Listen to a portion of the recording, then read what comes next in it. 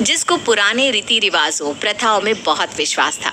उसके 4 बेटे थे, लेकिन उसको एक बेटी की आस थी जो कि उसका घर के कामों में हाथ बटा सके और उसकी सहेली बनकर रहे। लेकिन सरला की एक भी बेटी नहीं होती। उसने अपने तीनों बेटों की शादी कर दी थी, जिसके बाद सरला के घर में अब 3 बहुएं थी, लेकिन एक बेटे की शादी अब भी बाकी थी। एक दिन सरला अपनी तीनों बहुओं से कहती है, देखो बहुओं, मैं बस तुमसे ये कहना चाहती हूँ कि तुम सबको बिना घूंघट के रहना है तो रहो। मैं बड़ी मॉडर्न सोच की हूँ, लेकिन कोई भी घर के किसी आदमी के आगे अपना घूंघट नहीं हटाएगा, समझे तुम सब? सरला की ये बात सुनकर सरला की मंझली बहू पलक अपने घूंघट में धीरे से सबकी बड़ी बहू छवि से कहती है, अरे जिठानी जी, माँ जी घर में घूंघट करवा रही है तो ये मॉडर्न कैसे हुई? आप इनको मॉडर्न का मतलब समझाती क्यों नहीं? अरे चुप कर, खुद तो घर से निकलेगी ही, मुझे भी निकलवाएगी।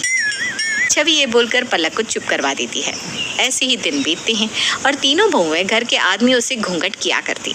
एक दिन सरला की सबसे छोटी बहू चारू हॉल में झाड़ू लगा रही होती है कि तभी उसका देवर यानी सरला का छोटा बेटा अमन आता है और चारू उसे देखकर भी घूंघट कर लेती है।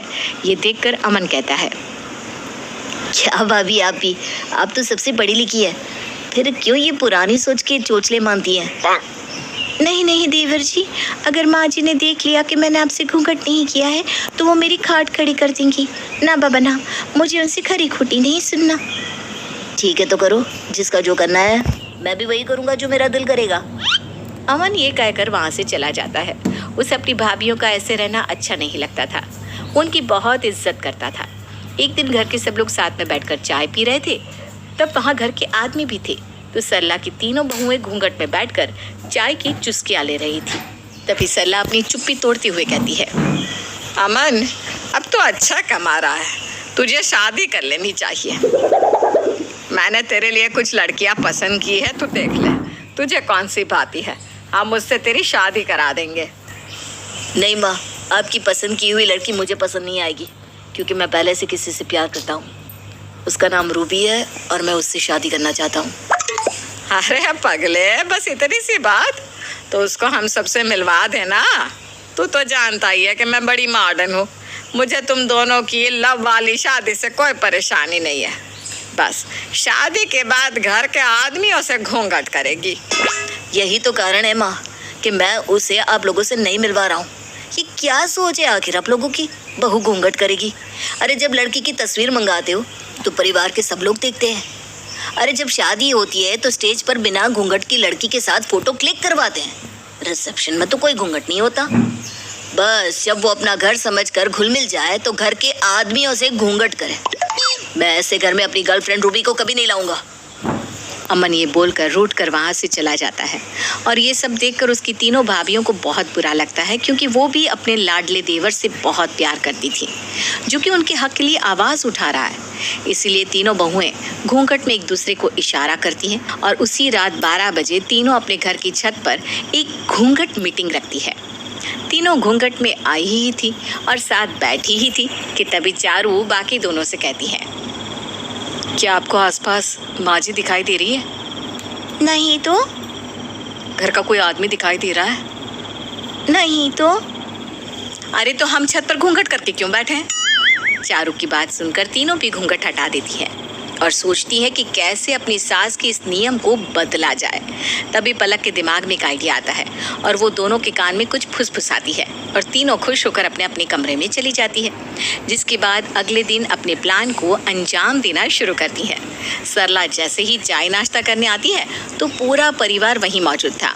सरला चाय का एक घूंघट भरती है और थूकती हुए कहती है, हाय हाय हाय, मेरा मुंह जल गया। अरे कोई चीनी लाओ। हाय नास्पिटी। सरला के चिल्लाने पर चारू घूंघट में एक डिब्बा और चम्मच लेकर आती है और चीनी की जगह बहुत सारा नमक सरला के मुंह में ठूस देती है, जिससे सरला थूकते हुए कहती है, अरे मुंह के साथ कानों पर भी पर्दा पड़ा है क्या?